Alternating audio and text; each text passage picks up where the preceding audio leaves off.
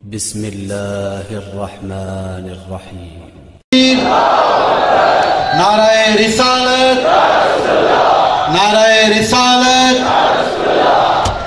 بیت بلند کے جب کون بیٹھے صرف ہکڑوت پہ بلند تھے برائے مہربانی بیت بلند کرے نعرہ تکبیر نعرہ رسالت نعرہ حیدری بعظمت محمد و آل محمد بلند تر صلوات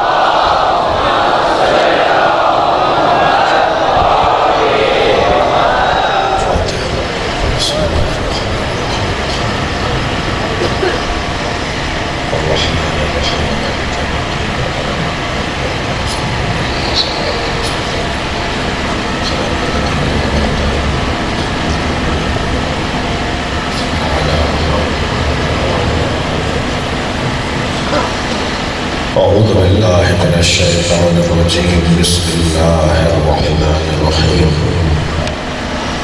الحمد لله الذي لا يبلغ مدحته القائلون ولا يحصي نعماءه العدون ولا يعدي حقه المجتهدون الذي ليس لصفته حد محدود ولا نعت موجود ولا وقت محدود ولا أجل ممدود فطر الخلائق بقدرته ونشر الرياح برحمته الصلاة والسلام على الرسول المسدد المصطفى الأمجد المحمود الأحمد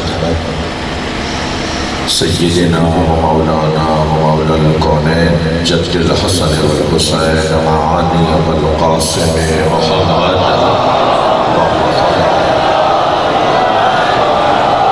وآله الطيبين الطاهرين المعصومين الذين قال الله إنما يريد الله ليذهب عنكم الرجس أهل البيت ويطهركم تطهيرا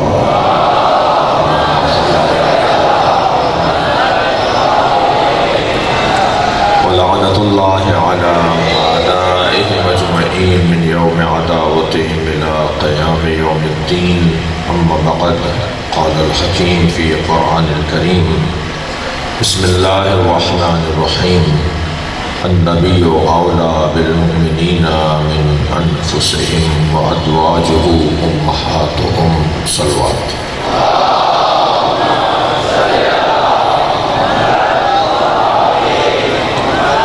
سورہ مبارکہ احزاب کی 7ویں آیت اللہ نے اس کلام میں نبی کی اولویت اور افضلیت کو بیان کر رہا ہے اور نبی سے جس کو بھی نسبت ہے اس کی فضیلت کا عنوان بنا رہا ہے تو اس کی اکموش ختم کر دو اور آواز بڑھا دو گلے کا سہارا ملے گا ایک اور صلوات نظام نبی کرا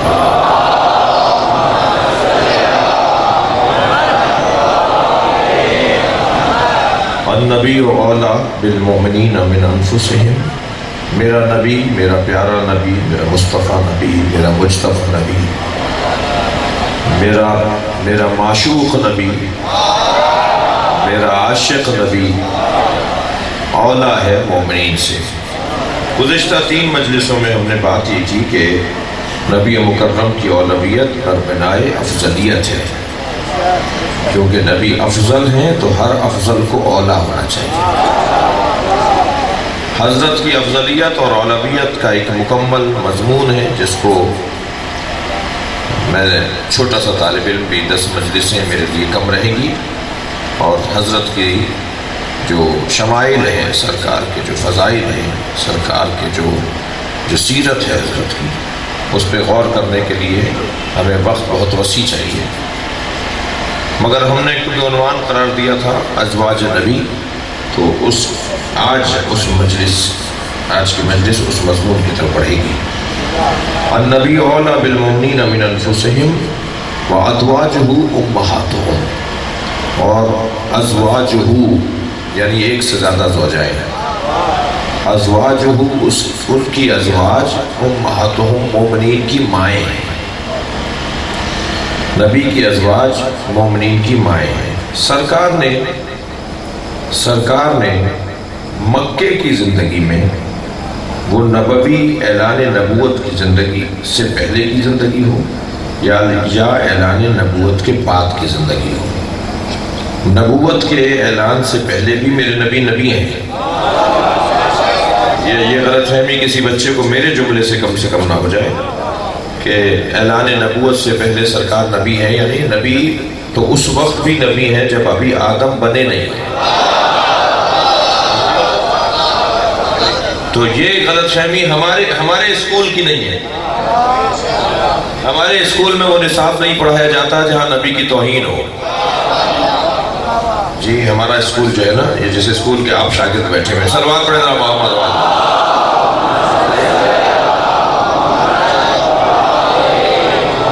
تو نبی تو ہمارے ہمیشہ سے نبی ہیں۔ وہ نبوی حیات سے مراد یہ نہیں ہے کہ وہ اعلان نبوت اور ہے، اور وجود اور ایجاد نبوت اور ہے۔ توجہ کر رہے ہیں آپ؟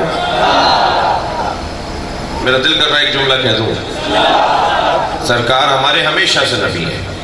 اعلان اور ہوتا ہے، وجود اور ایجاد اور ہوتا ہے۔ جی جب آیت تطہیر نازل ہوئی نا، تو ایک شخص نے آ کر کہا یا رسول اللہ، آیت تطہیر کے نازل ہونے کے بعد اہل بیت پاک ہوئے ہیں۔ تو میرے معصوم کے چہرے پر، پیشانی پر بل آ گئے۔ حضرت نے فرمایا اس کا مطلب یہ ہے کہ سورہ توحید کے نازل ہونے کے بعد اللہ ایک ہوا ہے۔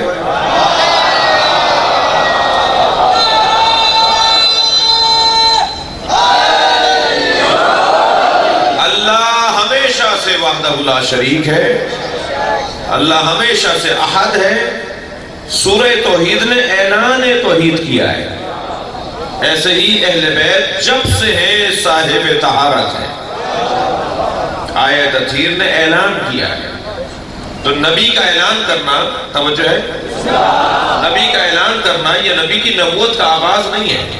نبی کب سے نبی ہیں اس کا بیان بہت مشکل ہے، اس کا بیان بہت مشکل ہے، اس کا بیان بہت مشکل ہے۔ نبی اس وقت سے نبی ہیں جب ابھی علی نہیں تھے، کیونکہ اول ما خلق اللہ نوری۔ میں ایک شاید کوئی نیا پہلو ہو کسی بچے کے لیے، علی سے پہلے کے نبی ہیں۔ نبی کا وجود پہلے بنا ہے، مولا علی کا وجود بعد میں بنا ہے۔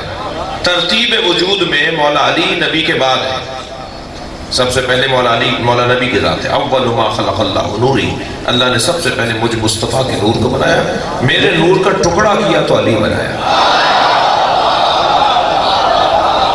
اور عزیزان گرامی، جو ٹکڑا ہو جائے وہ اللہ نہیں ہوتا۔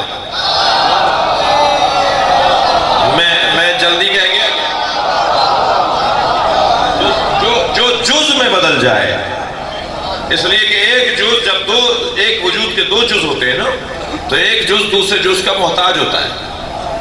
بلا تشبیہ یہ مائک اس اسٹینڈ کا محتاج ہے، یہ اسٹینڈ اس جگہ کا محتاج ہے جہاں یہ رکھا ہوا ہے۔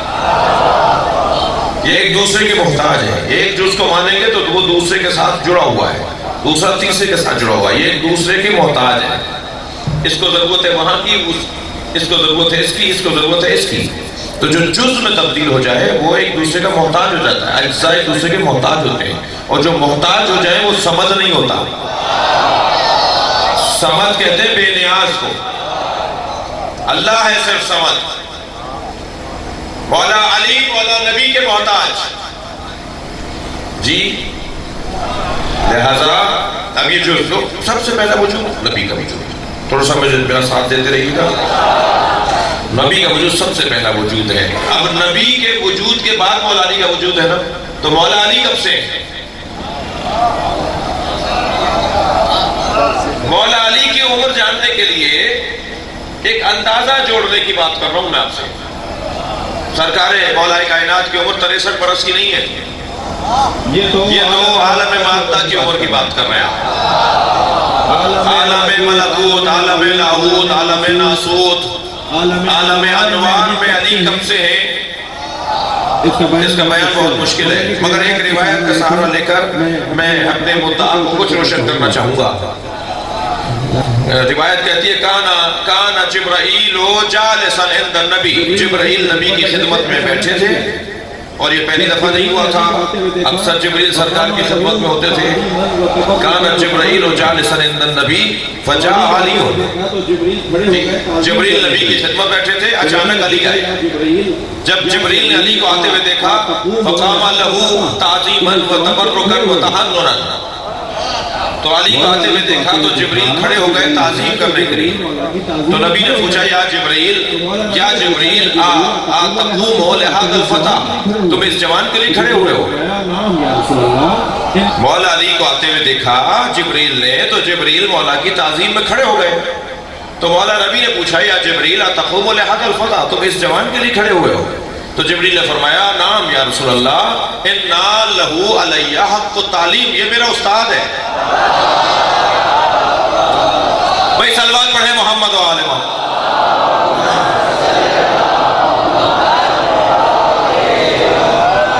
یا رسول اللہ، ان کا میری گردن پہ حق تعلیم ہے. میری گردن پہ ان کا ایک حق ہے اور وہ ہے حق تعلیم، یعنی یہ میرے استاد ہے. نبی نے فرمایا کون سی تعلیم؟ کیفا ذالک تعلیم، یہ کون سی تعلیم ہے؟ کہاں پڑھا تم نے علی سے؟ کیا پڑھایا علی نے تمہیں؟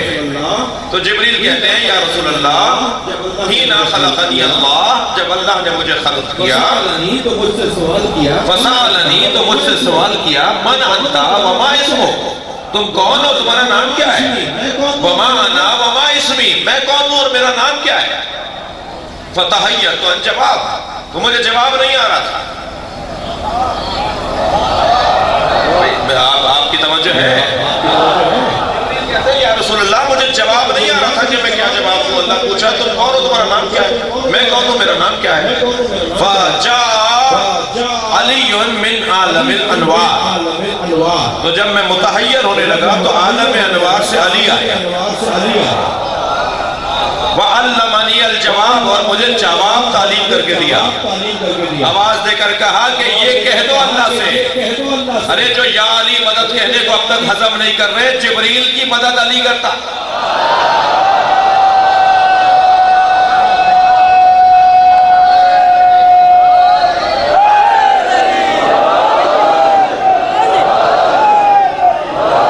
میں حدیث سنا رہا ہوں آپ کو، حدیث سنا رہا ہوں، حدیث مصطفیٰ سنا رہا ہوں.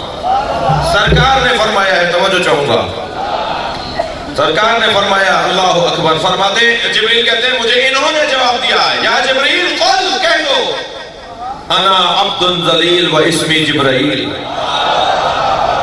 میں عبد ذلیل ہوں، میرا نام جبریل ہے. وانت رب کریم و اسمک جمیل، تو رب کریم ہے اور تیرا نام جمیل ہے. جیسے ہی میں نے یہ جواب دیا اللہ نے مجھے اپنی بارگاہ میں قبول کر دیا.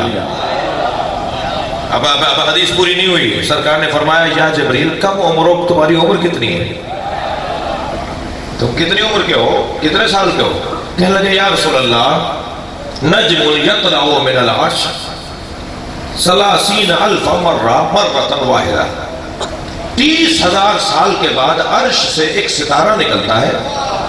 انی رأیتہ 30,000 مرہ، میں نے اسے 30,000 مرتبہ دیکھا ہے. یا رسول اللہ، عرش سے تھک گیا. یا رسول اللہ، عرش سے ایک ستارہ نکلتا ہے 30,000 سال بعد، میں نے اسے 30,000 مرتبہ دیکھا ہے. یہ میری عمر کا اندازہ ہے کتنے سال کا ہوں میں. تو نبی مکرم نے فرمایا یا جبریل اتعرف ذلک النجم، اگر دیکھو گے تو اس ستارے کو پہچان جاؤ گے. جبریل نے کہا کیف لا نعرف، یا رسول اللہ میں کیسے نہیں پہچانوں گا، میں نے تو 30,000 دفعہ دیکھا ہے. تو جیسے جبریل نے کہا نا میں نے 30,000 مرتبہ اس ستارے کو دیکھا ہے، میں پہچان لوں گا.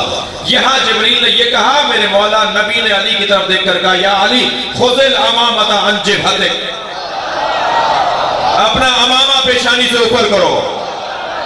یہاں علی نے امامہ ہٹایا، جبریل کھڑے ہو کر کہنے لگے ھذا النجم. صلوات پڑھے محمد و آل محمد.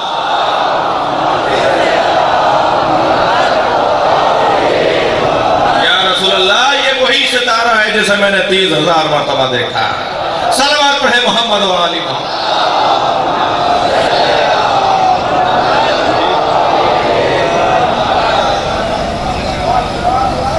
نبی مکرم سے کم عمر ہے مولا علی کی، اور علی کی عمر کا اندازہ کیا نبی اولا بالمومنین من انفسہم، میرا نبی تمام مومنین سے اولا اور افضل ہے، اعلیٰ ہے، وازواجہ امہاتہم، اور میرے نبی کی زوجائیں مومنین کی مائیں ہیں۔ عزیزان گرامی، نبی کی 13 زوجائیں، سب سے پہلی زوجہ حضرت ام المومنین، میں تو ام المومنین کہنا بی بی کی شان میں کمی محسوس کرتا ہوں۔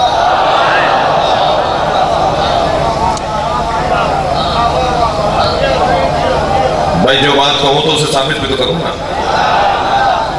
ابو طالب کو مومن کہنا ابو طالب کی توہین ہے،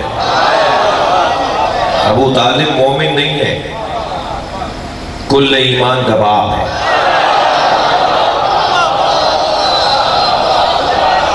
جو حضرت ابو طالب کا ایمان ڈھونڈ رہے ہیں نا، میں ان سے مخاطب ہوں، تم کلمہ ڈھونڈتے ہو، کلمہ ابو طالب کو ڈھونڈتا ہے۔ خبردار، ایمان ابو طالب پر بات نہیں ہوگی۔ ایمان ابو طالب کو ثابت کرنا، اس میں بات کرنا، اس میں تبصرے کرنا، اس میں دلیل لانا، اسے رد کرنا، یہ توہین ابو طالب ہے۔ حضرت ابو طالب کے ایمان پر بات نہیں ہوگی، عظمت پر بات ہوگی، عظمت ابو طالب پر بات ہوگی۔ حضرت ام المومنین، حضرت سیدہ طاہرہ ملکۃ العرب سیدۃ التجار بی بی خدیجۃ الکبریٰ بنت خویلد بنت حزام بنت فاطمہ، توجہ کر رہے ہیں؟ سرکار کی میں نے جو بات کی، سرکار کی جو نبوی حیات ہو یا سرکار کی اعلان نبوت سے پہلے کی زندگی ہو، ساری بیویاں نبی کی زندگی میں، ساری بیویاں نبی کی زندگی میں، یعنی 12 بیویاں نبی کی زندگی میں 11 سال رہی، ساری 11 سال۔ ایک اکیلی بی بی خدیجہ 25 سال۔ جی میں تو بھائی لطف لیے بغیر آگے نہیں بڑھتا، توجہ کر رہے ہیں؟ بی بی کے 25 سال ساتھ رہا، 25 حدیثیں نہیں ہے صحیح بخاری میں بی بی سے، صحیح مسلم میں، صحیح بخاری میں، کتب سیاہ ستہ میں بی بی خدیجہ سے 25 حدیثیں نہیں ہیں۔ میں تو صرف سوال چھوڑ کے جاؤں گا، تحقیق تو حق کے متلاشی کریں گے۔ جی 25 حدیثیں نہیں ہیں بی بی سے۔ مکے کے اندر اعلان نبوت کے بعد سرکار دو جہاں نے کوئی شادی نہیں کی سوائے بی بی خدیجہ، یعنی بی بی کے علاوہ کوئی زوجہ ہی نہیں۔ ایک دھیمے سے جملہ کہوں گا، آہستہ سے بولوں گا اونچا مگر آہستہ سے سنیے گا۔ شادی تو ایک ہی ہوتی ہے، باقی ضرورتیں ہوتی ہیں۔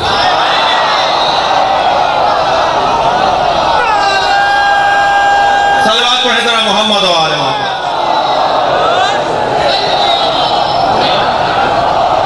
بھائی دلیل دے رہا ہوں نا میں۔ نبی مکرم نے مکے کی زندگی میں کبھی سرکار نے دوسری شادی کا سوچا ہی نہیں، اور بی بی کے رحلت کے بعد بھی سرکار نے 7 مہینے تک دوسری شادی نہیں کی۔ وہ تو کیونکہ سیدہ کم سن تھیں، تقاضۂ بشری ہے، سرکار کے یہاں لوگوں کی آمد و رفت ہے، گھر کے امور چلانے کے لیے خاتون کی ضرورت ہے۔ تب ایک بیوہ بی بی سے دوسری شادی ہوئی ہے، جن کا بیان شاید کل میں عرض کروں گا۔ جناب خدیجہ کے بعد جو دوسری زوجہ ہے، یعنی بی بی کے فوراً بعد جو بی بی ہیں، یعنی بی بی کی رحلت کے 7 مہینے کے بعد، وہ حضرت سودا بنت زمعہ رضی اللہ تعالی عنہ، وہ ہے بی بی، وہ بھی بیوہ ہے۔ پھر تیسری شادی حضرت عائشہ سے ہوئی، پھر چوتھی شادی حفصہ سے ہوئی،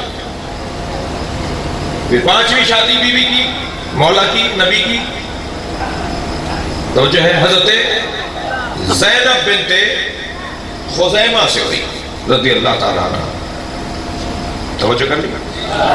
پھر حضرت ام حبیبہ، ترتیب کے مطابق بول رہا ہوں ورنہ تو میں نام لے دوں جلدی سارے، لیکن ترتیب سے بول رہا ہوں. پھر کس سے جی حضرت زینب بنت خزیمہ، پھر بی بی ام حبیبہ، پھر بی بی ام سلمہ، پھر بی بی زینب بنت جحش رضی اللہ تعالیٰ عنہ، پھر بی بی صفیہ، پھر بی بی میمونہ جی، پھر بی بی جویریہ، پھر بی بی ماریہ قبطیہ، پھر بی بی ریحانہ.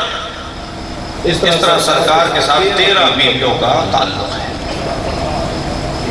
ترتیب جو میں نے بتائی یہ سب نبی کی زوجاؤں کے نام ہیں. ہماری مجلس میں بات ہونی چاہیے. اور امہات المومنین کی خدمات کا ذکر جی ہمیں کرنا ہے. دیکھیں کل دوسری بیوی کے اوپر بات ہوگی. البتہ مجھے وقت کی تنگی بھی ہے، لہٰذا میں 2 بیویوں پر بات نہیں کروں. تو بی بی سب سے پہلی بیوی حضرت بی بی خدیجہ. مولانا عجیب ایک داستان ہے، میں بھی مطالعہ کرنا تھا اس مجالس کی تیاری. کہتے ہیں یہ جو آیت ہے نا، النبی اولیٰ بالمؤمنین من انفسہم وازواجہ امہاتہم، یہ تو مدنی آیت ہے، یہ تو آیت مدینہ میں آئی ہے. تو بی بی خدیجہ الکبریٰ تو مکے میں رحلت کر گئی تھی. تو امہات المومنین میں پہلی زوجہ جو ہے وہ بی بی سودا ہے.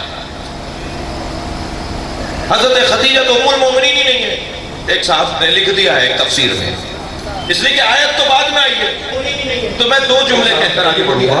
پہلا جملہ تو یہ کہ آیت بعد میں آئی ہے، نظام بعد میں نہیں آیا ہے. آیت مطلق ہے، آیت مطلق ہے. آیت میں یہ ذکر نہیں ہو رہا کہ مدینے والی بیویاں ام المومنین ہیں. اللہ اکبر. اور پھر میں تو ایک جملہ حضرت علامہ نقل کا آپ کے سامنے بیان کر کے جو فصل الخطاب جملہ ہے ان کا، یہ آخری جملہ ہے، بڑا جملہ ہے. علامہ نقل صاحب فرماتے ہیں بی بی خدیجۃ الکبریٰ ام المومنین نہیں ہے، مادر ایمان ہے. سلوات پڑھیں بی بی کی ذات پر.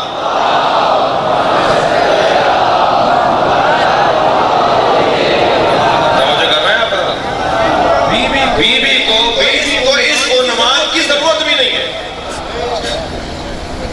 اور پھر نبی مکرم نے جب تک، اب یہاں حضرت خدیجہ بی بی کا باب آیا ہے، بی بی کا باب بڑا وسیع ہے اور حضرت سے متعلق گفتگو بہت ہی مضبوط ہونی چاہیے. 7 دلیلیں ہیں جناب خدیجہ عذرا کی. بھائی تھوڑا گردن ہلاتے رہیے گا. یعنی بی بی خدیجہ عذرا بی بی، عذرا یعنی جس کی پہلے شادی نہ ہوئی، نبی سے پہلی مرتبہ منسوب ہوئی ہیں اور قیامت تک نبی کے ساتھ منسوب رہیں گے. بھائی اگر آپ تھکے نہیں ہیں تو ایک جملہ اور کہہ رہا ہوں. نبی کی جب رحلت ہوئی نا، نبی کی زندگی میں، حیات ظاہری میں بھی اور نبی کی رحلت کے بعد بھی، ساری بیویاں فخر سے کہتی تھی کہ ہم نبی کی زوجہ ہیں، اور نبی فخر سے کہتے تھے میں خدیجہ کا شوہر ہوں. بہت فرق ہے، بہت بڑا فرق ہے، بہت بڑا فرق ہے. دنیا کی بیگمات اپنے شوہروں پر فخر کرتی ہیں نا.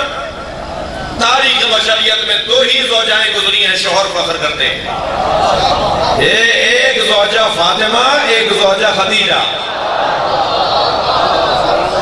مولا فرماتے ہیں میں فاطمہ کا شوہر ہوں، مولا نبی فرماتے ہیں میں خدیجہ کا شوہر ہوں. توجہ کی.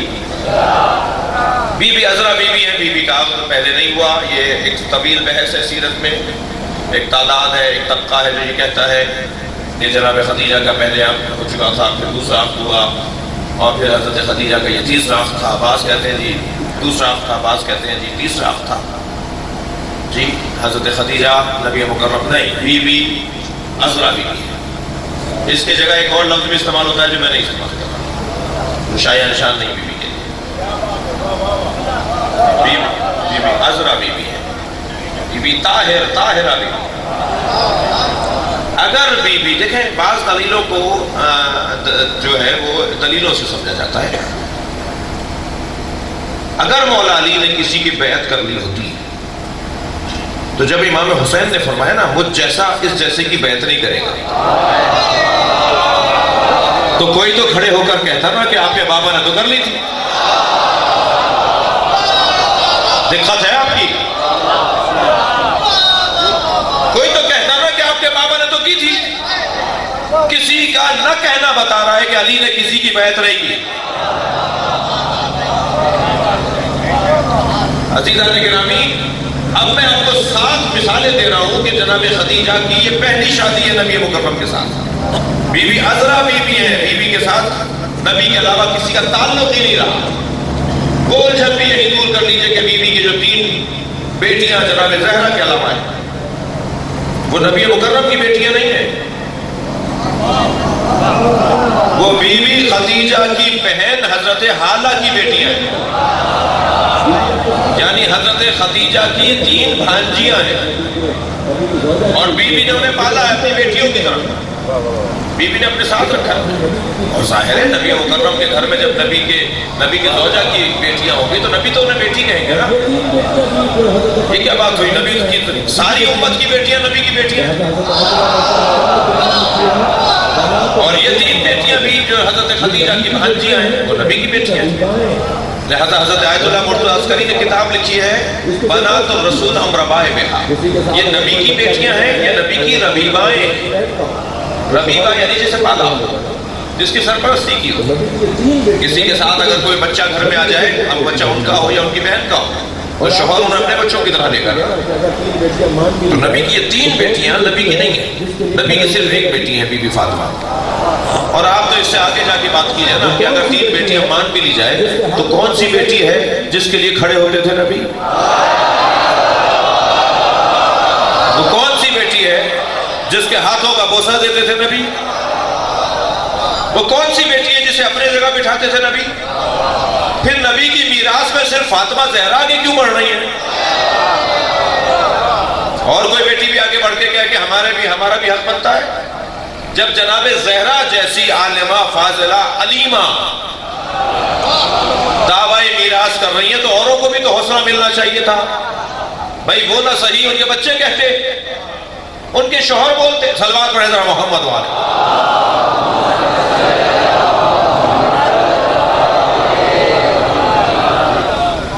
نہیں، یہ طے ہے کہ بی بی عذرا بیوی ہیں. میں کچھ دلیلیں دیتے جا رہا ہوں. سب سے پہلی دلیل تو یہ ہے کہ جب نبی مکرم سے عقد کے لیے جناب خدیجۃ الکبریٰ نے پیشکش کی تو عورتوں کو ناراض ہونے کی کیا ضرورت تھی؟ بھئی یہ تو تیسری شادی ہو رہی ہے، یہ تو دوسری شادی ہو رہی ہے. ساری مکے کی عورتیں جمع ہو گئیں، ساری لڑکیاں جمع ہو گئیں بی بی کی عمر کی کہ تم ان سے شادی کر رہی ہے جو یتیم ہے. یہ پہلی شادی ہو رہی ہے جو بات ہو رہی ہے، پہلی شادی ہے جناب خدیجہ کی. تبھی تو اعتراض ہو رہا ہے، تبھی تو لوگ آ کر بول رہے ہیں. دوسری دلیل، اشراف مکہ نے آ کر جناب خدیجہ سے پیشکش کی کہ ہم آپ سے شادی کرنا چاہتے ہیں. جی، اشراف مکہ، اگر بی بی خدیجہ سے شادی کرنا کوئی شرف نہیں تھا اس لیے کہ پہلے شادیاں ہو چکی ہیں، تو اس میں اعزاز کی کون سی بات ہے؟ بھئی ایک ملکہ بی بی ہے، ایک سیدہ تجار تاجروں کی سیدہ بی بی ہے. پھر عزیزان گرامی چوتھی دلیل، تیسری دلیل، بی بی کا لقب طاہرہ بتاتا ہے کہ طاہرہ ہے. ورنہ کوئی کہتا کہ طاہرہ کہاں نہیں. صلوات پڑھیں محمد والے.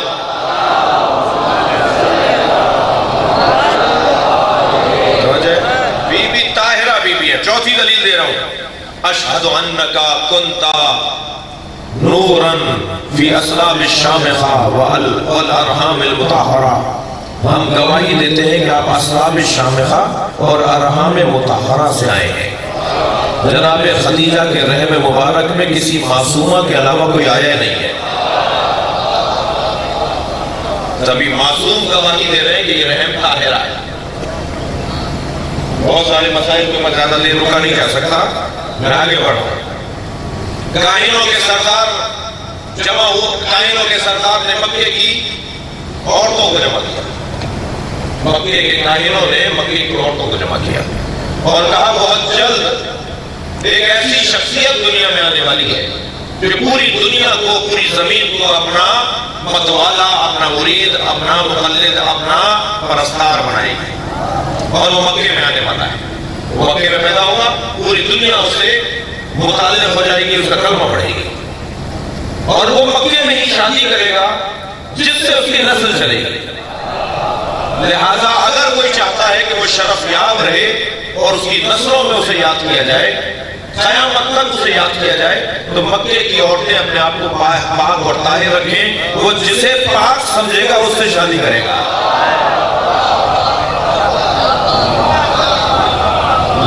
یہ پیغام مکے کی عورتوں میں گشت کرتا رہا کہ کوئی آنے والا ہے جس سے شادی کرنے والی سب سے متبرک بیوی ہوگی۔ جناب خدیجہ کی ایک سہیلی کا نام ہے، توجہ چاہوں گا، وہ بی بی کے ساتھ، بچپن سے بی بی کے ساتھ اس خاتون کا نام لکھا گیا ہے کہ وہ بی بی کی ایک خاص دوست تھی، ایک بی بی کی ایک خاص سہیلی تھی، نفیسہ۔ بی بی خدیجہ کی بچپن کی ایک سہیلی نفیسہ۔ ایک دن آئی نفیسہ کہنے لگی کہ بی بی کی عمر 3 سال کی ہے، بی بی خدیجہ کی عمر 3 سال کی ہے۔ آئی کہنے لگی کہ خدیجہ،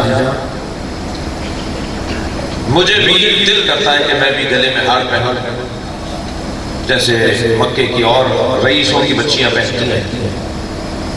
تو حضرت خویلد نبی کے سسر اور مولا جناب بی بی خدیجہ کے والد گرامی، وہ بڑے بڑے تاجر تھے اور ان کے 4 بیٹیاں تھیں۔ چاروں بیٹیوں میں سب سے زیادہ ذہین ترین بیٹی جناب خدیجہ تھی۔ انہوں نے انہیں اپنا معاون لیا ہوا تھا، توجہ ہے۔ تو ایک دن اپنی خدیجہ کے لیے حضرت خویلد ایک قیمتی ہار لے کر سامان سفر تجارت سے لوٹ رہے تھے، تو ایک قیمتی ہار خرید کر لائے۔ رستے میں سارے ساتھیوں سے کہتے رہے میں اپنی خدیجہ کے لیے لے جا رہا ہوں، میں اپنی خدیجہ کے لیے لے جا رہا ہوں، اور گھر پہنچ کے جناب خدیجہ کو دے دیا۔ دوسرے دن جب حضرت خدیجہ نظر آئی تو دیکھا ان کے گلے میں وہ ہار نہیں ہے۔ پوچھا بیٹا میں بڑا قیمتی بڑا مہنگا ہار تمہارے لیے لے کر آیا تھا۔ فرمانے لگی بابا میری جو سہیلی ہے نا نفیسہ، وہ غریب ہے، وہ اتنا مہنگا ہار اس کے بابا خرید نہیں سکتے، میں نے وہ ہار اسے دے دیا ہے۔ تو سنیں کہ حضرت خویلد آج کا کوئی باپ ہوتا نا تو کہتا بیٹا میں نے تمہارے لیے لایا تھا، تم نے ادھر دے دیا۔ جیسے ہی انہوں نے کہا نا تو ایک دم کھڑے ہوئے حضرت خویلد، پیشانی کا بوسہ لیا اور فرمایا تم اس مکے کی سیدہ ہو۔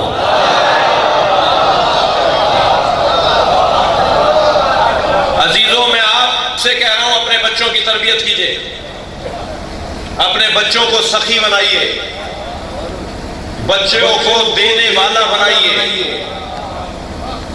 میں ابھی اسلام آباد تھا مولانا، پاکستان کا سب سے خوبصورت، سب سے اچھا بڑا ہاسپٹل، پرائیویٹ ہاسپٹلوں میں سب سے خوبصورت اور سب سے مہنگا اور سب سے اچھا ہاسپٹل قائد اعظم ہاسپٹل ہے اسلام آباد۔ مجھے اور آپ کو فخر کرنا چاہیے کہ اس کا بنانے والا ایک شیعہ ہے۔ آغا خان ہسپتال نے وہاں جا کر کہہ دیا ہے کہ آغا خان سے بڑا ہاسپٹل ہے۔ زمین آغا خان کے پاس زیادہ بڑی ہے مگر وسائل، جدید ٹیکنالوجی، جدید چیزیں، جدید مشینری، جدید سہولتیں، آغا خان کا ہاسپٹل کہتا ہے یہ ہم سے، ہمارا اور اس کا مقایسہ نہیں ہے، یہ ہم سے بہت آگے ہے۔ مجھے وہ ایک روایت دکھائی انہوں نے جو جراثیم تلاش کرتی ہے کہ ہاسپٹل میں جراثیم تو نہیں آتی، پھر اس ایریے میں بتاتی ہے یہاں 5 ہیں، یہاں 6 ہیں، یہاں 8 ہیں۔ خاص طور پہ آپریشن کے بعد جو ریکوری کا دور ہوتا ہے نا، جو نرسنگ کا دور ہوتا ہے، اس دور میں اس کی بہت زیادہ اہمیت ہے اس ڈیوائس کی، اس مشین۔ جی مجھے اور آپ کو فخر ہونا چاہیے۔ مجھے ایک میرے سنی بھائی کہنے لگے آپ شیعوں نے پاکستان میں کیا کیا ہے؟ میں نے کہا بھائی آغا خان بھی سنی نہیں ہے، یہ ہمارا جھگڑا ہے کہ وہ 6 امامی ہیں 12 امامی ہیں۔ صلوات پڑھے ذرا محمد وآلہ۔ یہ کیا بات ہے؟ الحمدللہ ہم نے پاکستان میں بڑے کام کیے ہیں، ہم نے پاکستان میں بڑی خدمتیں کی ہیں، فلاحی طور پر بھی، تعلیمی طور پر بھی۔ ڈاکٹر عارف علوی کو جب صدر مملکت بنایا جا رہا تھا تو ایجنسیاں تحقیق کر رہی تھی علوی کیوں لکھتے ہیں، یہ شیعہ تو نہیں ہے۔ تو میں نے اس وقت بیان دیا تھا کہ شیعہ ملک بنا تو سکتا ہے، چلا نہیں سکتا۔ یہ کیا مائنڈ سیٹ ہے؟ یہ صرف تکفیریوں کا مائنڈ سیٹ ہی خراب نہیں ہے، ہمارے اداروں کے مائنڈ سیٹ کو بھی ٹھیک کرنے کی ضرورت ہے. یہ بھی ایسے الٹا سیدھا سوچتے ہیں. توجہ ہے؟ اور فرمائیں گے عزیزوں، ہمیں اپنے بچوں کی تربیت کی ضرورت ہے، انہیں سخی بنانے کی ضرورت ہے. ڈاکٹر شوکت علی بنگش سے میں نے پوچھا بھائی اتنا بڑا کارنامہ آپ نے کیسے کر دیا؟ اتنا مہنگا ہاسپٹل، اتنا قیمتی ہاسپٹل. جی میں نہ ہی نام نہیں لینا چاہتا کہ کس کس نے وہاں جا کے علاج کروایا ہے. کروا رہے ہیں بڑے بڑے لوگ دنیا، یہ جو سارے کونسلیٹ، یہ سارے سفرا وزراء جو آئے ہوئے دنیا بھر کے جو انگریز آئے ہوئے وہ وہاں جانے کو ترجیح دیتے ہیں. وہ کہتے ہیں جی ہمارے ملکوں سے زیادہ بہتر ہاسپٹل ہے. میں نے کہا جی آپ کے پاس یہ کیسے آیا؟ تو انہوں نے تفصیل مجھے بتائی کیسے. میرے اندر ایک جذبہ تھا، میں دوسرے کی خاطر جینے کا ایک مثال دی. مگر میں یہاں عید ہی کی مثال دینا چاہتا ہوں. عبدالستار عیدی سے کسی نے کہا بھائی آپ اتنے فلاحی کام کیسے کر لیتے ہیں؟ بھائی بی بی خدیجہ کی بات ہو اور فلاحی ریاست کی بات نہ ہو تو ذرا تھکے نہیں میری باتوں سے. ایک معاشرے کو اگر فلاحی معاشرہ بنانا ہے تو بی بی خدیجہ کے صدقے میں بنے گا، انہی کے ذکر سے بات نکلے گی. جی عیدی سے کسی نے پوچھا عبدالستار عیدی سے کہ یہ آپ نے اتنا بڑا کام کیسے کر لیا؟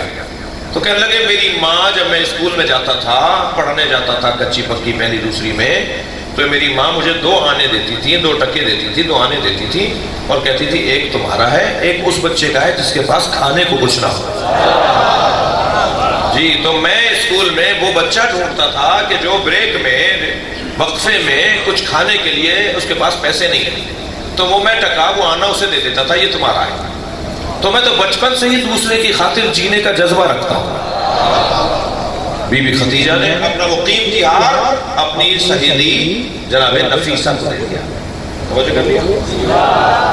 اور حضرت خویلد نے ماتھے پر ایک بوسہ لیا. یعنی بچے کو حوصلہ دینے کی ضرورت ہے. اچھے کام پر اسے ٹوکے نہیں. ٹوکنا تو برے کام پہ چاہیے، اچھے کام پہ اسے ٹوکے نہیں. کوئی بات نہیں دوبارہ آ جائے گا، مگر اس کے اندر یہ جذبہ ہے، یہ اگر آج ٹوٹ گیا تو دوبارہ نہیں بنے گا. اس بچے کو حوصلہ دو، اس بچے کو جذبہ دو. جب جنگ جمل میں محمد حنفیہ سے جنگ جیتی نہیں گئی نا، کہا تھا جاؤ جا کے اسے اونٹنی کے گھٹنے کاٹ کر آؤ تاکہ عہدت گرے یا ہماری گرے تو جنگ ٹھنڈی پڑے.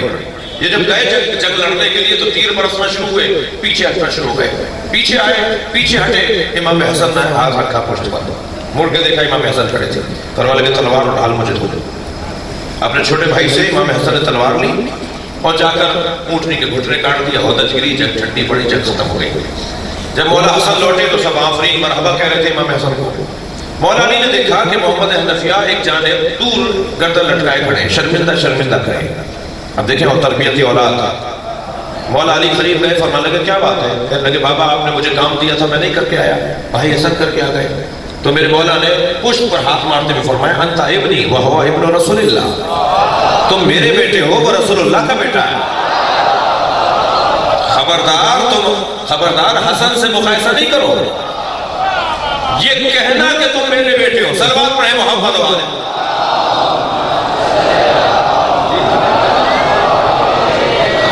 یہ بچوں کی حوصلہ مندی ہے. اچھے کاموں میں بچوں کو حوصلہ دیجیے. پیشانی کا بوسہ دیا.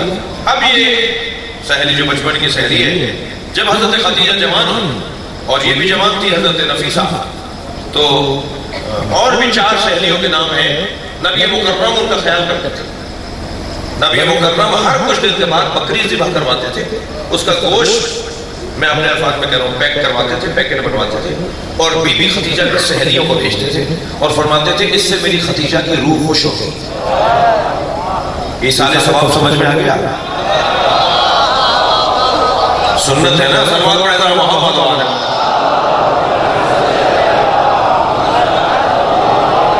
توجہ کر رہے ہیں؟ تو حضرت نفیسہ نے ایک دن کہا کہ ہم لات کے اوپر، لات منات اللہ، ان بتوں میں ایک بت ہے لات، جی لات پر چڑھاوا چڑھانے جا رہے ہیں تاکہ ہمارے رشتے اچھے آ جائیں. یہ ہوتا ہے، یہ معاشرہ میں ہوتا ہے. اب ساری لڑکیاں ہیں مکے کی اور محلے کی، وہ لات کے اوپر چڑھاوا چڑھانے جا رہی ہیں. حضرت خدیجہ کو بھی ساتھ لے کے چلی. کچھ رستہ گئی ہے بی بی کہ بی بی کے کان میں آواز آئی خدیجہ واپس ہو جاؤ، تمہیں جس کے لیے بنایا گیا ہے وہ کائنات کا طاہر اور مطہر وجود ہے، تمہیں ضرورت ہی نہیں ہے یہ منت ماننے کی. کہنے لگی نفیسہ کوئی آواز تمہیں آئی ہے؟ کہانی ہمیں تو کوئی آواز نہیں آئی. پھر 2 قدم آگے چلی تو ایک مرتبہ سامنے کی جانب سے جیسے سامنے سے کوئی آواز آئی, خبردار واپس چلے جاؤ, تم بتوں کے پاس جانے کے لیے نہیں بنائی گئی ہو. پھر فرمانے لگی کوئی آواز آئی ہے؟ کہانی ہمیں تو کوئی آواز نہیں آئی. پھر چند قدم آگے بڑھی تو پھر برابر سے آواز آئی, خدیجہ تمہیں مصطفیٰ کے لیے بنایا ہے. کہا میں نہیں جاتی اس سفر پر, میں نہیں جاتی رات کے اوپر کچھ چڑھانے کے لیے. واپس آ گئی, واپس آئی, کہا اماں, اپنی والدہ سے کہہ رہی ہیں اماں میں نے رستے میں یہ 3 دفعہ باتیں سنی. فرمانے لگی تم نے سن لی جب تم میرے شکم میں تھی, جب تم میرے شکم میں تھی تو یہی آوازیں میں نے سنی تھی کہ یہ آنے والی بچی میرے محمد کے لیے بنائی گئی. صلوات پڑھیں محمد و آل محمد.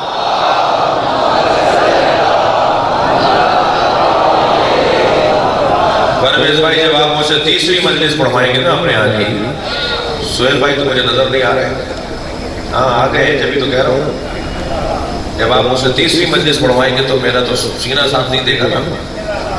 تو آئندہ کوشش کریں کہ مجھ پہ آپ سب بھی رحم کریں, مجھ سے کم پڑھ پائیں. تو میں کم پڑھوں گا تو اچھا پڑھوں گا.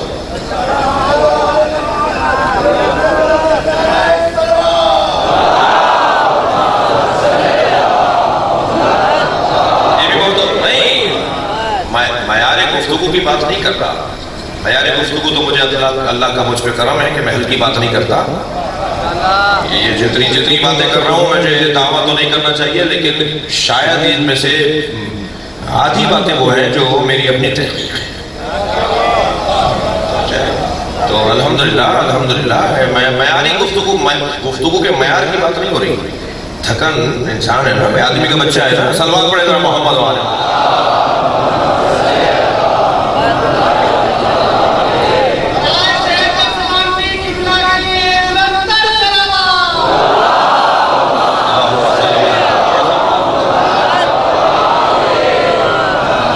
تھوڑا سا پڑھا دو, اس کے بعد مجھے سہارا ملے. گونج نہیں رکھو مگر آواز بڑھا دو. توجہ کر رہے ہیں عزیزو, بہت شکریہ آپ کا. حضرت خدیجہ کو نبی کے لیے منتخب کیا گیا. خدیجہ کسے کہتے ہیں؟ تھکے نہیں ہے نا. خدیجہ مؤنث کا صیغہ ہے, اس کا مذکر ہے خدیج, خے دال یہ جیم, خدیج. اور اس کی مؤنث ہے خدیجہ. خدیجہ نام نہیں ہے, کیفیت ہے. ایک کیفیت کا نام ہے. جس معاشرے میں بچیوں کو مار دیا جاتا ہو, اسی معاشرے سے اگر کوئی بچی معاشرے کی عزت بن جائے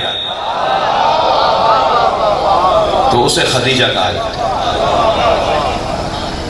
ایک اور سنگین بحث کی ہے ایک صاحب نے, بات اچھی ہے اس لیے کر رہا ہوں. خدیجہ اس بچی کو کہتے ہیں جس نے ماں کے شکم میں خون نہ پیا. بھائی سے زیادہ اور بات نہیں ہوگی. یعنی جس کی غذا نجاست نہ بنی ہو. بھائی کیسے بی بی خدیجہ کی غذا نجاست بنتی؟ یہ طاہرہ کی ماں ہے, یہ فاطمہ زہرا کی ماں ہے. توجہ کر لیا آپ نے عزیزان گرامی. جناب خدیجہ اپنی مادر گرامی سے دنیا میں آنے سے پہلے بات کرتی تھی, گفتگو کرتی تھی, شکم مادر سے آواز آتی تھی. اس وقت کچھ عرصے تک بی بی یہ سمجھتی نہیں کہ یہ میرا وہم ہے.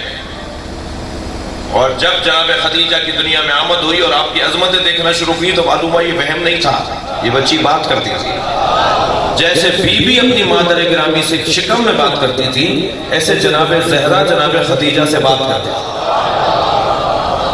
یا امی لا تحزنی ولا ترہبنی ان اللہ ما ابی. اے اماں نہیں گھبراؤ, اے اماں نہیں ڈرو, میرا اللہ میرے بابا کے ساتھ ہے. یہ بی بی زہرا جناب خدیجہ سے بات کرتی تھی. اور آگے بڑھے, بی بی سیدۃ التجار ہیں اور ملکۃ العرب ہیں. بی بی کے پاس 100 سے زیادہ سرخ اونٹ ہیں. سرخ اونٹ اس زمانے میں کسی ایک کے پاس بھی ہوتا تھا تو وہ اسی کے پاس ہوتا تھا جو بہت بڑا جاگیردار ہوتا تھا، پیسے والا ہوتا تھا. جس کے پاس پیسہ بہت ہوتا تھا وہ یہ مہنگا اونٹ خریدتا تھا. نبی مکرم ایک دفعہ اپنے اصحاب کے ساتھ تشریف فرما ہے، رستے پہ سے سرخ اونٹ گزر رہے تھے، شاید یہ 6 یا 7 اونٹوں کی تعداد تھی. نبی نے اپنا منہ موڑ لیا، پشت کر کے کھڑے ہو گئے. تو ایک صحابی نے پوچھا یا رسول اللہ آپ اونٹوں کو دیکھ نہیں رہے؟ حضرت نے فرمایا یہ مہنگے اونٹ ہیں، میں تمہیں پیغام دے رہا ہوں کہ جو چیز تم رکھ نہیں سکتے تمہیں رکھنا نہیں چاہیے، اس پہ غور نہیں کیا. بڑے اصول ہیں یہ. بچے کے ابا کی تنخواہ ہے 25,000، وہ لینڈ کروزر کو کھڑا ہوا دیکھ رہا ہے. کیوں اپنا دماغ خراب کر رہے ہو؟ کیوں اپنا وقت ضائع کر رہے ہو؟ وجہ ہے نا. یہ ابا اگر تمہیں یہ خرید کر دیں گے تو یا تو حرام کمائیں گے. اگر تم نے ان کو مشکل میں ڈال دیا کہ یہ چاہیے تو کیا کریں گے؟ رشوت لیں گے، حرام کمائیں گے. تو نبی مکرم منہ موڑ کر کھڑے ہو گئے. حضرت نے فرمایا کہ میں اس لیے نہیں دیکھ رہا، اب جملہ سنیں، میں اس لیے ان مہنگے اونٹوں کو نہیں دیکھ رہا کہ کہیں ان کی طلب میرے دل میں نہ آ جائے. یہ ہمارے لیے پیغام ہے. وہ 5 اور 6 اونٹ گزر رہے ہیں. حضرت خدیجہ کے پاس 100 ایسے اونٹ تھے. بلا تشبیہ آج کے لینڈ کروزر تھی بی بی کے پاس 100. مجھے نہیں پتا لینڈ کروزر زیادہ بڑی ہے پرانو بڑی، مجھے نہیں پتا، لیکن جو بھی مہنگی گاڑی ہے اس زمانے کا سب سے مہنگا اونٹ، سب سے مہنگی سواری تو 100 اونٹ ہوتے تھے. تو بی بی کے پاس 100 سے زیادہ تھی. بازار اوقات لگتا تھا، ساری دنیا کے تاجر جمع ہوتے تھے. پہلے بی بی کے گھر میٹنگ ہوتی تھی، پردہ گرا ہوا ہوتا تھا، پردے کی اس جانب بی بی بیٹھی ہوتی تھی کرسی پر، سارے دنیا کے تاجر بیٹھے ہوتے تھے. بی بی جو مارکیٹ طے کریں گی وہی طے پائے گا. ایکسپو سینٹر لگتا تھا عالمی سطح، نمائشگاہ لگتی تھی عالمی سطح کی. توجہ ہے.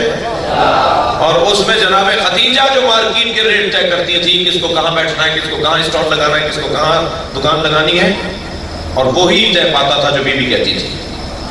توجہ کر لی. سیدہ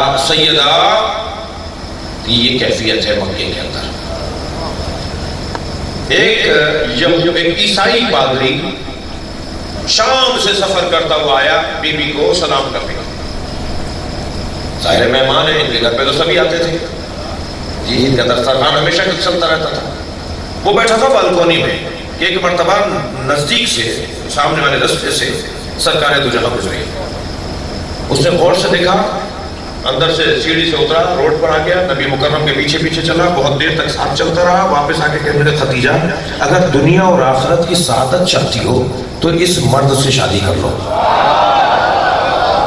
بی بی نے فرمایا کیوں، اس مرد میں کیا خوبی ہے؟ کہنے لگا کہ یہ آخری زمانے کا سب سے بڑا وجود ہے، یہ قیامت تک اپنا نام جمائے رکھے گا. یہ وہی ہے کہ جس کے بارے میں ہماری کتابوں میں آیا ہے، اور اس سے بڑا وجود زمین پر نہیں ہے، اس سے شادی کر دو. حضرت خدیجہ نے اپنے غلام کو بلایا اور غلام کو بلا کر کہا کہ ان سے عبداللہ کے بیٹے سے کہو کہ کیا یہ ہمارے سفر تجارت میں، تجارت کے سفر میں ہماری کاروان تجارت کی سربراہی کر سکتے ہیں. سب سے پہلے اسلام سے رابطہ شروع ہوا. توجہ ہے نا حضرات کی. اور پھر جب نبی مکرم کا خبر گئی تو حضرت نے فرمایا کہ میں یہ کام کرنے کو تیار ہوں. عزیزان گرامی، آداب پیغمبر مانے ہے کہ میں کچھ نہیں کہہ رہا، یعنی نہیں کہہ سکتا کچھ، ورنہ اتنا ضرور ہے کہ جناب خدیجہ کا مال ہے، خدمت نبی مکرم کی ہے. طے پائے گا نا کہ آپ کو کیا دیا جائے. سلمان پڑھے ذرا محمد و آل محمد. ادب مانے کہ میں وہ لفظ نہیں بول رہا، مگر جناب خدیجہ پیش کریں گی نا ہم کو زحمہ. اللہ اکبر. ساری دنیا جس نبی سے لیتی ہو، بھائی اس کے بعد والا جملہ نہیں کہہ دینا مجھے آپ. ساری دنیا جس کا کھاتی ہو، اس کے بعد والا جملہ نہیں کہہ سکتا. ادب بہت بلند ہے نبی کا، وجود بہت بلند ہے. حضرت خدیجہ سے بڑا وجود ہے نبی کا. یقیناً چلے گئے سرکار. جب واپس لوٹے، ہمیشہ یہ ہوتا تھا کہ جب کاروان تجارت واپس لوٹتا تھا تو اونٹ لاغر ناتوان، بہت سے جانور مر جاتے تھے، بہت سارے مزدور مر جاتے تھے، بڑی تعداد میں مزدور جاتے تھے تجارت کے سفر سامان کو لے کر، اونٹوں کو لے کر. واپس آتے تھے کہ جی 25 آدمی ساتھ گئے تھے، 5 آدمی مر گئے ہیں، 2 اونٹ رستے میں مر گئے اور باقی اونٹ لا کر اور ناتوان ہو کے لوٹے ہیں، اور یہ کاروان ہمارا کبھی کما کے لاتا تھا اور کبھی ناکام لوٹتا تھا۔ لیکن جب اب اس دفعہ واپس آیا تو حضرت خدیجہ نے کیا دیکھا؟ جتنے اونٹ گئے تھے وہ پہلے سے زیادہ صحت مند ہیں، جتنے مزدور گئے تھے سب صحت مند ہیں، اور جتنا لے کر گئے تھے اس سے 4 برابر لے کر آئے۔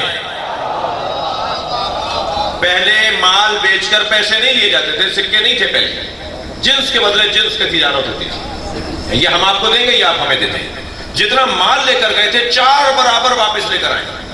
یعنی حضرت خدیجہ کی زندگی میں جو تجارت ہوئی ہے سب سے بڑی تجارت اس سال ہوئی جس کی سربراہی نبی نے کی۔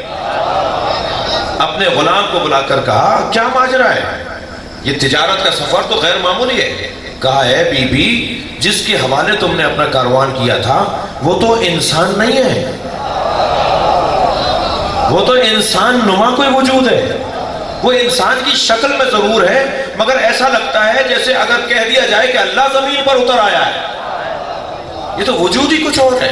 کیا دیکھا ہے تم نے؟ کہا انہوں نے تو ہمارے سفر کے اندر برکتیں ہی برکتیں تھی، یہ جہاں سے گزرتے تھے وہاں اگر پانی نہیں ہوتا تھا یہ پتھر ہٹاتے تھے تو چشمہ آ جاتا تھا۔ بی بی ایک جانب ایک جگہ ہم رکے، وہاں درخت تو تھے مگر سوکھے ہوئے درخت تھے۔ میں نے ان سے کہا ہے عبداللہ کے بیٹے یہاں کیوں رک رہے ہو؟ کہنے لگے نہیں یہ سارے درخت ہرے ہو جائیں گے، اور یہ جس درخت کے نیچے جا کے کھڑے ہوتے تھے اس کے پتے نکلنا شروع ہو جاتے تھے، یہ جہاں جا رہے تھے برکتیں جا رہی تھی۔ اللہ اکبر۔ اور ہمارا کوئی نقصان نہیں ہوا بلکہ ہم نے 4 برابر فائدہ کیا ہے۔ اب یہاں جناب خدیجہ انتظار میں ہے کہ کیا کریں کہ بی بی کی حضرت سے شادی ہو جائے۔ جی دل کی مراد یہ ہے کہ کسی طرح سے شادی ہو جائے۔ بلایا اپنی خالہ کو کہ کسی طرح پیغام وہاں تک پہنچاؤ کہ میں آپ سے شادی کرنا چاہتی ہوں۔ نبی مکرم کے گوش مبارک میں سماعت میں آیا کہ خدیجہ مجھ سے شادی کرنا چاہتی ہے۔ آپ ایک دن اپنے چچا کے سامنے جا کے بیٹھ گئے۔ اللہ کرے نبی کی سیرت پہ عمل کرتے ہوئے ہمارے جوان بھی ایسے ہی کریں۔ حضرت ابو طالب کے سامنے تشریف فرما ہوئے گئے۔ حضرت نے فرمایا اے میرے لال کچھ کہنا چاہتے ہو؟ گردن جھکا دی۔ فرمایا میرا دل کہہ رہا ہے کہ تمہاری شادی ہونی چاہیے، بتاؤ کس سے کرنا چاہتے ہو؟ تو میرے مولا نبی نے فرمایا خویلد کی بیٹی خدیجہ سے۔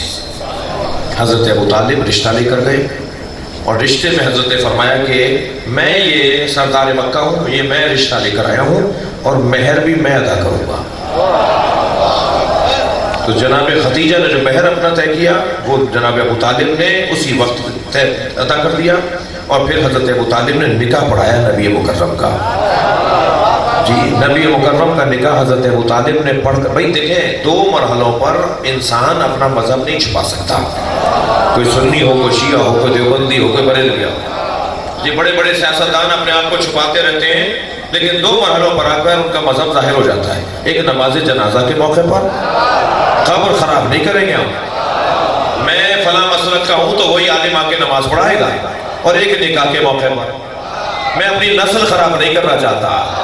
سرکار دو جہاں کی نسل چلیے جناب خدیجہ سے، نکاح پڑھایا ابو طالب نے۔ صلوات پڑھے محمد و آل محمد۔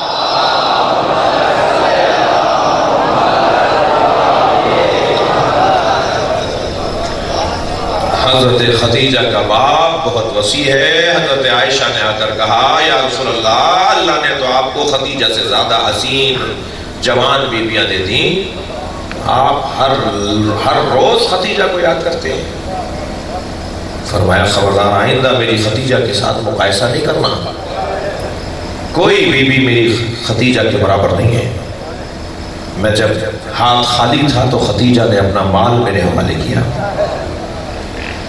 میں خدیجہ کی وجہ سے صاحب اولاد، مجھے اللہ نے خدیجہ سے اولاد دی ہے۔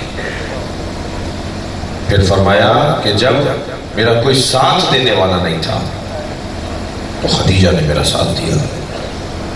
عزیزو،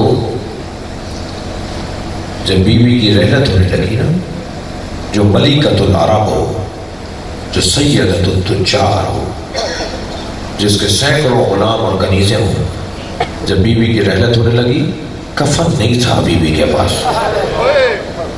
فرمایا اے فاطمہ اپنے بابا سے کہو کہ مجھے اپنے کرتے میں دفنا دے. اجرکم اللہ، مجھے اپنا کرتا پہنا کے قبر کے حوالے کر دیں. اور نبی نے بی بی خدیجہ کو اپنے کرتے میں دفنایا ہے. عزادارو، جب جناب زہرا کی رخصتی ہونے لگی نا، مولا علی سے شادی ہوئی، 1 مہینے کے بعد رخصتی ہوئی، 1 مہینے کا فاصلہ رہا نکاح میں اور رخصتی میں. جب رخصتی ہونے لگی نا تو نبی بہت روئے. جب رو رہے تھے نا تو ایک بیوی نے پوچھا نبی آپ ایسے، بیٹیاں تو سب کی جاتی ہیں اپنے گھروں کو، آپ ایسے کیوں رو رہے ہیں؟ فرمانے لگے مجھے آج اس کی ماں یاد آ رہی ہے. جناب خدیجہ کو یاد کیا نبی مکرم نے، آج مجھے خدیجہ یاد آ رہی ہے. مجھ سے کہا تھا کہ جب میری فاطمہ کی شادی ہو، فاطمہ کی رخصتی ہو تو میری ساری چیزیں فاطمہ کو دے دینا. مگر فاطمہ کی ماں کے پاس کچھ رہا نہیں، انہوں نے اپنی زندگی میں سب کچھ اسلام پہ قربان کر دیا. آج مجھے یاد آ رہا ہے اگر اس کی ماں زندہ ہوتی تو وہ اپنے ہاتھوں سے رخصت کرتی. عزادارو چلیے کچھ دیر کے لیے اس گھر میں یہ ایسا ہوا ہے، یہ پہلا جنازہ نہیں ہے جس کے پاس کفن نہیں تھا. پنجتن کے تو 5 جنازوں کا حال یہی ہے. خود نبی کے جنازے کا حال سنیں گے؟ سنی شیعہ بیٹھے ہوئے نا مجلس میں، جن کی وجہ سے اللہ نے کائنات کو بنایا، ان کے جنازوں کا حال سنیں گے؟ نبی کے جنازے میں 11 آدمی تھے. میں کہتا ہوں گھنٹوں ہم روتے رہے نا اس بات پر کہ نبی کے جنازے میں صرف 11 آدمی تھے جو جنازے میں آئے تھے. 1 لاکھ سے زیادہ مدینے میں مسلمان تھے، مگر نبی کے جنازے میں صرف 11 آدمی. بعض نے لکھا ہے 13 آدمی، میں کہتا ہوں 13 مان لیجئے. 13 آدمی، 11 آدمی نبی کے جنازے میں. امت کو بڑا اعتراض ہوا کہ اہل بیت نے ہمارا انتظار نہیں کیا، علی نے ہمارا انتظار نہیں کیا، نبی کو غسل و کفن دے کے قبر کے حوالے کر دیا. عزاداروں، میرے مولا نے خطبہ دیا، میں کسی کا پابند نہیں تھا. مجھ سے سوال نہیں ہوگا کہ میں نے غسل و کفن دے کے دفنایا کیوں ہے، میں اہل بیت ہوں، میرا فریضہ بنتا تھا. سوال تو ان سے ہوگا جو جنازے پہ تھے نہیں. نبی کے جنازے پہ 11 یا 13 آدمی ہیں. امت کو اعتراض ہوا، اس گھر میں 95 دن کے بعد دوسرا جنازہ ہوا. سنیں گے عزادارو، 4 آدمی ہیں زہرا کے جنازے میں. آپ کے ٹنڈو علیار میں اگر کوئی معتبر انسان مر جائے تو شہر بند ہو جاتا ہے نا، بازار بند ہو جاتا ہے نا، اس کے جنازے میں لاکھوں لوگ شریک ہوتے ہیں نا. جناب زہرا سے بڑا کون ہے؟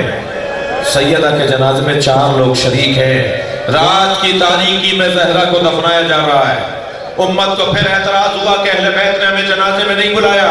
اس گھر میں تیسرا جنازہ مولا علی کا ہوا ہے. سنیں گے؟ 2 لوگوں نے جنازہ اٹھایا ہے. اے حسنین جنازہ پیچھے سے اٹھانا، جنازہ آگے سے خود اٹھے گا. مولا حسنین نے جنازہ پیچھے سے اٹھایا، آگے سے جنازہ خود چل رہا تھا. علی کے جنازے میں 2 آدمی ہیں. میں کہتا ہوں یہ رونے کا مقام ہے، ماتم کا مقام ہے. پھر امت کو اعتراض ہوا کہ اہل بیت نے ہمیں جنازے میں نہیں بلایا. نبی کے جنازے میں اعتراض ہوا، نبی کے جنازے میں شرکت نہیں ہوئی. جناب زہرا کے جنازے میں اعتراض ہوا، شرکت نہیں ہوئی. مولا علی کے جنازے میں شرکت نہیں ہوئی. بار بار کہہ رہے تھے نا ہمیں جنازے میں بلانا چاہیے، ہمیں بھی تو بلاؤ، ہم بھی تو جنازے کو کاندھا دیں. گھر میں اہل بیت کے گھر میں، پنجتن کے گھر میں پہلا جنازہ ہے جو امت کے کاندھوں پر دیا. امت نے اتنے تیر مارے کہ پہلے جنازے سے، بھائی کے جنازے سے تیر نکالتی رہ گئے. امام حسن کے جنازے میں امت نے تیر مار دیے. اور 5ویں جنازے کا حال سنیں گے؟ زینب سے پہچانا نہیں گیا حسین کا لاشا، گھوڑے دوڑا دیے حسین کے لاشے پر. یہ پنجتن کے جنازوں کا حال ہے. عزادارو، ایک جنازے کا حال سن لیجئے اور میں مجلس کو مکمل کر دوں. وہ 4 سالہ بچی کا جنازہ. تھکے نہیں. اگر رونا آ رہا ہے تو اپنی آوازوں کو آزاد کریں. کسی نے مدینے میں امام سجاد سے پوچھا، مولا آپ کی عمر تو 28 سال کی ہے، مولا یہ بال سفید کیسے ہو گئے، مولا یہ کمر کیسے جھک گئی، مولا آپ کی بدن مبارک پر، چہرہ انور پر بڑھاپے کے آثار کیوں کر رہے ہیں؟ سنیں گے کیا فرمایا؟ میرے مولا نے فرمایا بہن کے جنازے نے بوڑھا کر دیا. اجرکم اللہ، اجرکم اللہ. تھکے نہیں، مجھے ایک منزل اور لینی ہے. بہن کے سکینہ کے جنازے نے مجھے بوڑھا کر دیا. عزادارو، رات کی تاریکی تھی، आधी रात गुजरी थी कि बीबी सकीना ये कहती हुई उठी, बाबा बाबा। कभी कहती है भैया ये सैयद सज्जाद अभी बाबा यहीं थे। फूफी अम्मा बाबा भी यहीं मौजूद थे। बाबा कह रहे थे मैं तुम्हें लेने आया हूँ, बाबा मुझे लेने आए। बाबा कहाँ चले गए? कभी जिंदान के उस कोने में, कभी जिंदान के उस कोने में, कभी जिंदान के उस कोने में आवाजें दे रही है, बाबा बाबा मुझे ले जाओ, बाबा अपने साथ ले जाओ। बच्ची ने हाय बाबा कह के रोना शुरू किया। बीवियां रोना शुरू हो गई। जिंदान में कोहराम बपा हुआ। यजीद के आराम में खलल आने लगा तो कहने लगा ये बच्ची क्यों रो रही है? कहने लगे कि इसे अपने बाबा याद आ रहे हैं, हुसैन याद आ रहे हैं। कहने लगा सर भेज दो हुसैन का, शायद सर देखकर सुकून पा जाए। अज़ादारों जब सर आके रखा गया ना और रुमाल हटाया तो मेरी बीबी सकीना ने भाई से पूछा, भैया सैयद सज्जाद ये सर किसका है? कहा सकीना गौर से देखो, चराग ला के देखो, ये बाबा का सर है। जैसे ही सुना ना बाबा का सर है, फौरन आगे बढ़ी, बाबा का सर गोद में ले लिया और फिर गौर से देखकर कहने लगी, बाबा ये आपकी रगें किसने काटी? बाबा ये आपका गला किसने काटा? बाबा ये आपके चेहरे पे किसका खून है? बाबा ये पेशानी पे पत्थर किसने मारा? ये कहते कहते कहने लगी, बाबा मुझसे भी तो पूछिए, मेरे गोशवारे जो आपने दिए थे वो गोशवारे छीन लिए। बाबा मुझे तमाचे मारते, बाबा मुझे पानी नहीं पिलाते, बाबा मुझे जगह जगह तकलीफें देते। बाबा बाबा बाबा बाबा। बच्ची ने बाप के लबों पे लब रखी है। एक मर्तबा रुखसारों पे रुखसार रख के सो गई। कुछ देर तक बच्ची बाबा के चेहरे पे सर रख के सोती रही। इमाम सज्जाद आगे बढ़े, नब्ज पर हाथ रखा, आवाज दी, फूफी ज़ैनब अम्मा रबाब को समा दिए। आवाज आई, इन्ना लिल्लाह, अजरो कमल अल्लाह, अजरो कमल अल्लाह। थकेंगे नहीं अज़ादारों, मुझे एक मंजिल और लेनी है। गस्साला बुलाई गई, गस्साला बुलाई गई। इस बच्ची को गुस्ल दिया जाए, इसे जिंदाने शाम में कब्र के हवाले कर दिया जाए। मेरे मौला ने फरमाया मैं यजीद का कफन नहीं लूंगा, मैं यजीद की तरफ से कोई ताउन नहीं लूंगा, मैं अपनी बहन को अपने हाथों से दफनाऊंगा। एक गस्साला बुलाई गई है ज़रारो, वो रोती हुई बाहर आई, कहने लगी ए असीर जिंदान, ए अली इब्न हुसैन, तुम्हारी बहन को क्या बीमारी थी? तुम्हारी बहन को किस बीमारी में रहलत हुई है? किस बीमारी में ये बच्ची मरी है? क्या हुआ था इस बच्ची को? मेरे मौला ने फरमाया मेरी बहन को कोई बीमारी नहीं थी। कहने लगी जब मैंने कुर्ता उतारा है तो नीले नीले निशान है। कहा ये ताज़ियातों के निशान।